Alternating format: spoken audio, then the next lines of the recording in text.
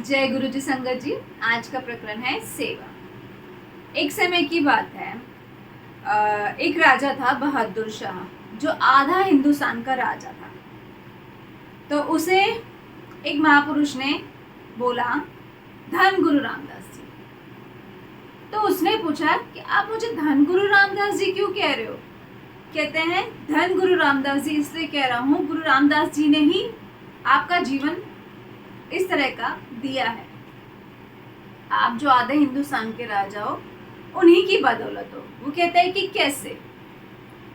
वो कहते हैं कि बहुत समय पहले की बात है, आप पिछले जन्म की बात है कि आप एक मजदूर थे। गुरु रामदास जी के दर पर उस समय गुरु अर्जन देव जी सरोवर की खुदाई करवा रहे थे। आप वहां पर सेवा कर रहे थे। वहां पे एक जगह गुरु अर्जन देव जी बैठे हुए थे और एक जगह उनके सिख बैठे हुए थे। मजदूर लोग आते थे जो दिहाड़ी पे काम करते थे, वो सिख उनको दिन के एंड में दिहाड़ी देता था।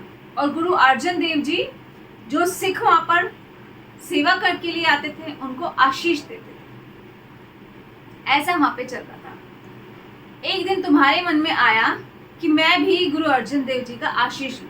फिर तुमने ये सोचा कि मैं इतना गरीब हूं कि मैं जो यहाँ पे कमाता हूँ, और जो मेरी गधी, तुम्हारे पास एक गधी थी, वो भी सेवा करती थी, कि वो भी यहाँ पे जो कमाती है, हमारे इतना ही होता है कि हम 2 टाइम की ही रोटी चला पाते हैं, बड़ी मुश्किल से। तो उसने क्या किया कि चलो मैं एक दिन भूखा रह लूंगा मैं, लेकिन गुरु महाराज जी का आशीष लूंगा। तो क्या हुआ? वही हुआ। उसने पूरा दिन सरोवर की खुदाई करी, उसकी गधी ने भी पूरा दिन सरोवर की खुदाई करी। शाम का टाइम आया तो वो गुरु अर्जन देव जी वाली लाइन में, सिखों की लाइन में लग गया।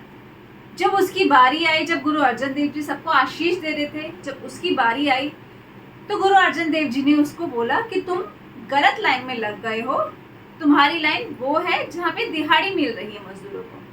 तो उसने बोला कि नहीं महाराज, मैं गलत लाइन में नहीं लगा हूँ, मैं आज आपसे आशीष लेना चाहता हूँ। जिस तरह से आप सिखों को आशीष दे रहे हो, मेरा भी बहुत मन था, मैं आपसे आशीष लेना चाहता हूँ। वो स्वयं निरंकार, वो पहचान गए कि वो भूखा रहकर मेरे से आशीष लेने आया।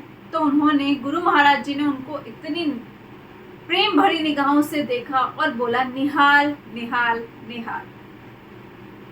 तो उस मजदूर ने बोला कि महाराज, मेरी गधी ने भी उतनी ही सेवा की है जितनी मैंने की है। तो महाराज जी ने उसकी गधी की तरफ भी देखा, उसको भी बोला, निहाल निहाल निहाल।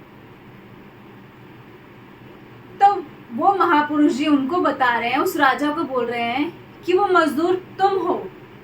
तो फिर पूछता है वो राजा कि अगर वो मजदूर मैं हूं, जिस सेवा से, जिससे एक दिन की भूखी रहने की सेवा से प्रसन्न होकर गुरु महाराज जी ने मुझे आधे हिंदुस्तान का राजा बना दिया, वो मजदूर मैं हूं, तो फिर वो गधी कहाँ गई?